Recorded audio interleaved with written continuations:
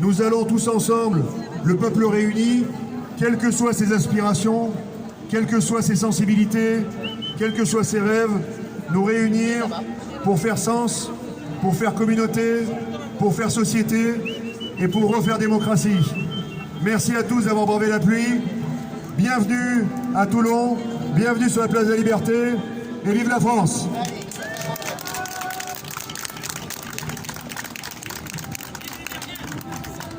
Alors aujourd'hui, nous avons tenu à faire quelque chose qui joint à la fois la solennité de se retrouver, parce que c'est important de tous se retrouver, mais c'est important aussi de passer un bon moment, aussi de joie tous ensemble, ne pas faire que parler, qu'échanger. On voulait aussi que vous puissiez chanter, que vous puissiez danser. Alors le collectif de soignants qui est ici aujourd'hui réuni fera aussi tout à l'heure une démonstration filmée pour manifester en fait, eh bien, tout ce qui les accable actuellement, c'est-à-dire les suspensions de salaire, les licenciements, tous ces drames humains qui ne sont pas des drames individuels, qui sont des drames collectifs. Ces drames nous affectent tous, parce que quand un pays perd ses soignants, quand un pays perd ses forces vives, qui sont faits, qui sont formés et qui ont pour vocation de nous servir au quotidien, le service public, quand toutes ces personnes sont poussées vers la sortie de façon inique, de façon illégitime, de façon coercitive, eh bien ce n'est pas normal. Nous vivons dans une forme d'anormalité qu'ils veulent nous vendre comme quelque chose de normal. Non, c'est anormal. Il est anormal de recruter des vigiles à l'entrée des hôpitaux. Il est anormal de dépenser des dizaines de millions d'euros pour les recruter, alors qu'ils sont en train de licencier ou pousser à la démission de façon absolument abjecte tous ces soignants qui sont là pour nous. Leur vocation était de nous aider, leur vocation était de nous soigner. Il n'y a pas plus grande abnégation qu'un soignant. Et pourtant, ce symbole, ils sont en train de le détruire. Ils détruisent tous nos symboles, tout ce qui nous unit, tout ce qui fait notre solidarité, tout ce qui fait notre union. Parce que leur seul objectif, comme vous l'avez très bien compris, c'est la division. Leur objectif également, c'est la peur. Leur objectif, c'est de compter aussi sur la pauvreté. Parce que s'ils retirent les salaires, s'ils déploient l'arme économique, l'arme financière, salariale, pour vous priver de ce qui est nécessaire pour faire vivre votre couple, faire vivre votre famille, s'ils vous privent de tout ça, ils sont parfaitement conscients de ce qu'ils font. N'imaginez pas que tout ne soit pas délibéré, que tout ne soit pas correspondant à un agenda. Leur agenda, ils sont en train de le dérouler sous vos yeux. Et cet agenda, il devient évident pour tous. Nous sommes frappés par l'évidence de l'abjection. Nous sommes frappés par l'évidence du déséquilibre, de l'anormalité. Toutes ces choses-là, ils veulent vous faire croire que c'est la nouvelle normalité, que c'est la nouvelle réalité, que c'est la nouvelle vérité. C'est un mensonge. C'est un mensonge. Ils sont en train de mentir, de manipuler et de détruire. Et nous ne les laisserons pas faire.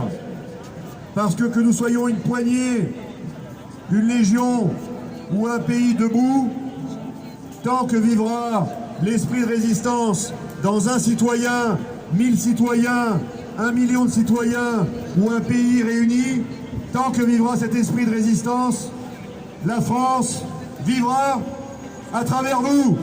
Vive la France!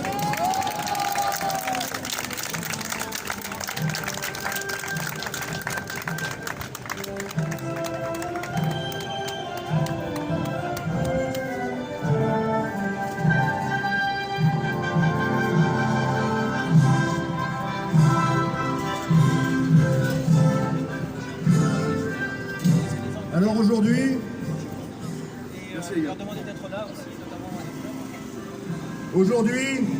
nous avons eu déjà à Toulon, qui est une...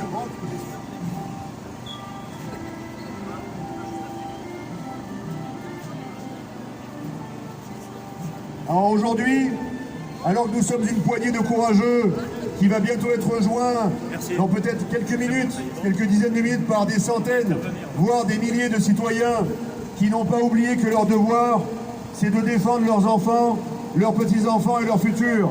Voilà pourquoi nous nous réunissons. Parce que le pass sanitaire, parce que la vaccination obligatoire, parce que toutes ces choses-là ont commencé à rompre notre contrat social, ont commencé à rompre la confiance que nous avons les uns les autres. Le diabolos en grec veut dire la division. Donc si vous dites demain que ce qui nous touche est quelque chose de diabolique, vous ne faites que mention à l'héritage grec. Les Grecs ont déjà pensé tout ça, il y a déjà 2000 ans. Le diabolos, c'est ce qui nous divise. Alors que nous devons nous réunir. Dans la division, nous sommes faibles. Dans la division, nous avons peur. Nous avons peur chez nous. Nous avons peur dans nos appartements, nos maisons, parce que nous sommes branchés devant un écran qui nous dicte sa peur. Cet écran, qu'il soit dans votre téléphone, qu'il soit dans votre téléviseur, cet écran sert majoritairement à vous communiquer la peur. Cette peur, voilà 11 semaines. 11 semaines que nous avons décidé de faire reculer cette peur et cette division. Alors, à Toulon, nous avons fait venir et parler tout le monde. Tout le monde est le bienvenu. Tous les combattants sont les bienvenus. Tous ceux qui résistent, je dis bien qui résistent, face à l'innommable, face à l'abjection, sont les bienvenus pour venir ici, pour monter sur scène, qu'ils soient gilets jaunes, bonnets rouges, soignants, robe noire, pourquoi pas demain un policier, un pompier, pourquoi pas même un militaire, tous les citoyens, quelles que soient leurs aspirations, quel que soit leur contrat social, quel que soit leur but et leur rêve, ils sont les bienvenus ici. Et alors qu'il y a 3 semaines, nous accueillons Francis Lalanne, qui était venu nous apporter un très bel hymne, un très beau chant.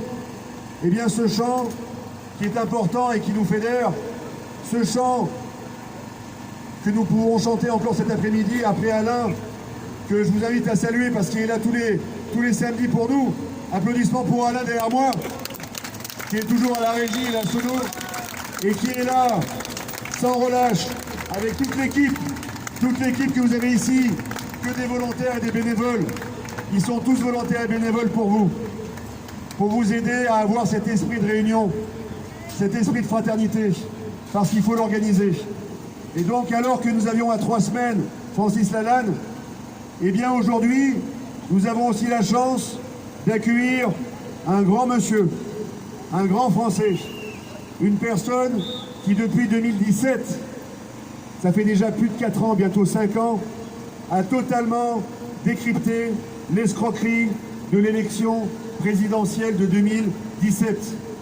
Il l'avait vu, il l'avait étudié, il l'a analysé, et pour vous aujourd'hui, il va la décrypter. Il va la décrypter par cet ouvrage que vous pourrez lui demander si vous le souhaitez. Et il ne fait ni plus ni moins que décrypter pourquoi Emmanuel Macron n'est pas le président de tous les Français. Il est le président d'une caste. Il est le président, il fait office de marionnette. Il y a des marionnettistes autour de lui, et c'est une sorte de président, comme l'a appelé la personne que je vais ensuite accueillir, M. Arnaud Lupinski. Il a appelé ce président le président ventriloque, parce qu'il ne fait que prendre des habits, des atours, des uniformes, des apparences. Il nous flatte, il nous illusionne, il utilise la magie de l'illusion pour nous détourner du bien commun, pour nous détourner de l'union. Et voyez ce qu'il fait maintenant. Il est en pleine division, alors qu'il avait promis l'union, il avait promis la révolution démocratique. Mais j'en parlerai toujours moins bien que cet homme devant vous, ce grand Français que je vais appeler sur scène, qui est une élégante veste bleue, et que je vous demande d'accueillir, Monsieur Arnaud Lupinski, Macron, le président ventriloque. Applaudissements pour Monsieur Lupinski.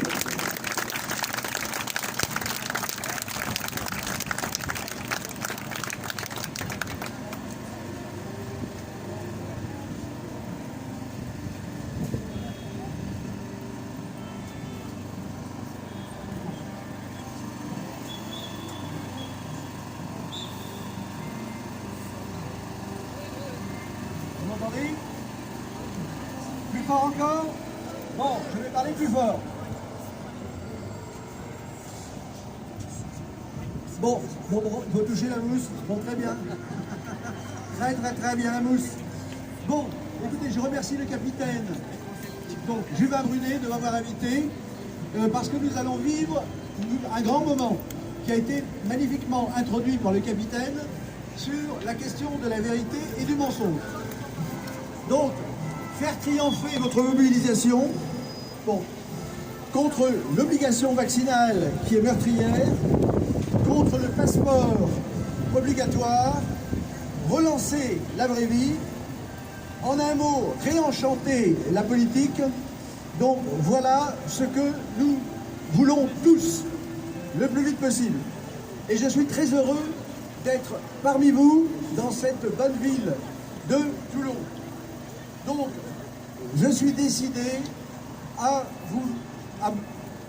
remplir un défi et à vous lancer un défi pour ce soir, pour que, selon l'expression consacrée, plus rien ne soit jamais comme avant, c'est-à-dire que nous avons besoin d'un choc métaphysique. Et le choc métaphysique que je vous propose pour créer cet électrochoc de vérité, c'est de le faire dès maintenant sur 3 mots. Nous sommes à un moment particulier, symbolique. Il y a les 3 unités. Ce moment crucial, c'est le moment de la 11e mobilisation.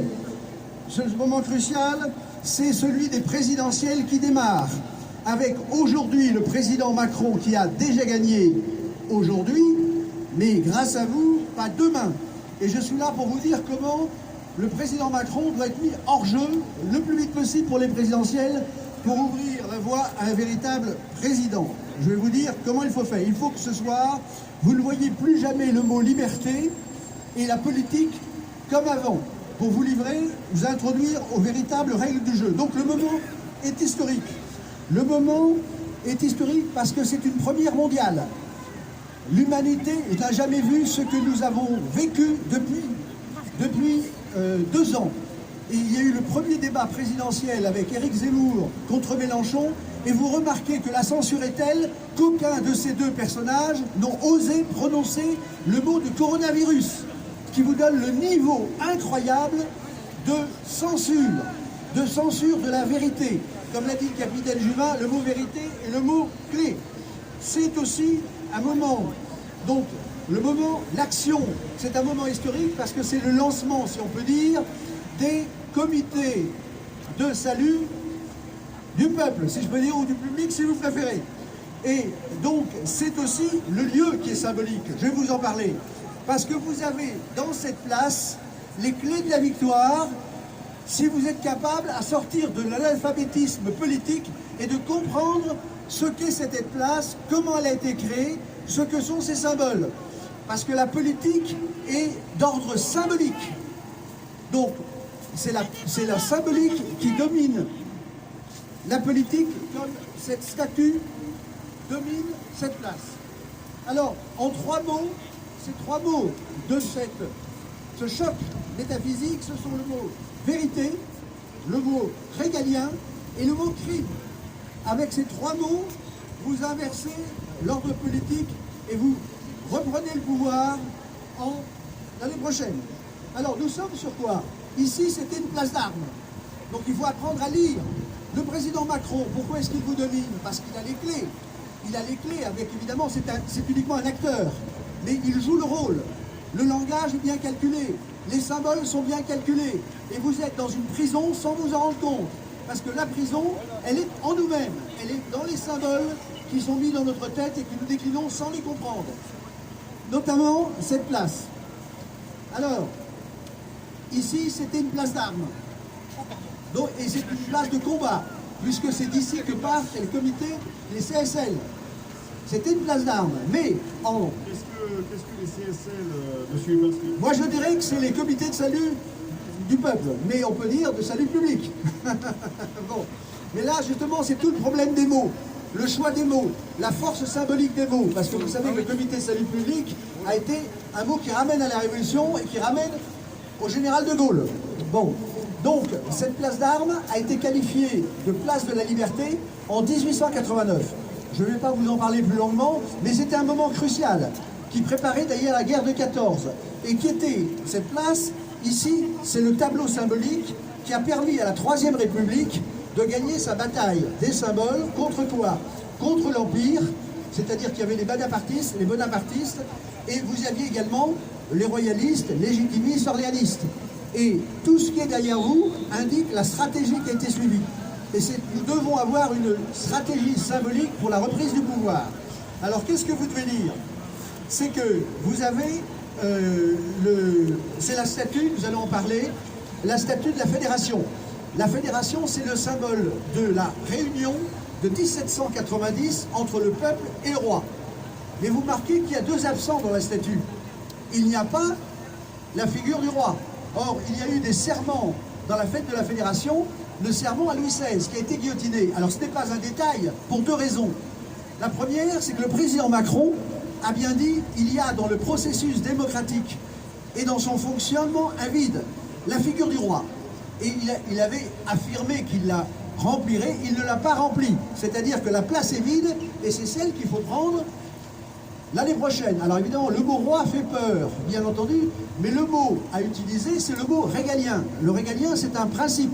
Et je pense que le capitaine, donc Juvin Brunet, représente bien cette figure du régalien qui crée cet enthousiasme. Les Français ont besoin d'être protégés.